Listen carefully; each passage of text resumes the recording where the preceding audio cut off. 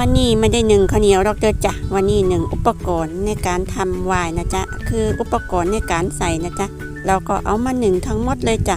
อุปกรณ์ทุกอย่างนะจ๊ะจะทำการหนึ่งหรือว่าลวกด้วยน้ำร้อนก่อนก็ได้จ้านี่แหละลูกหวาฉันจะเอาไปทำไวน์จ้าตอนแรกเราก็ล้างก่อนนะจ๊ะคัดเอาแต่ลูกงามๆนะจ๊ะเอาไปทำเนาะลูกแตกๆหรือว่าลูกยังไม่สุกเต็มที่แล้วก็ไม่เอานะจ๊ะเนาะเราจะคัดเอาเลยจ้าเพราะว่ามันเยอะนะจ๊ะนี่ก็เลย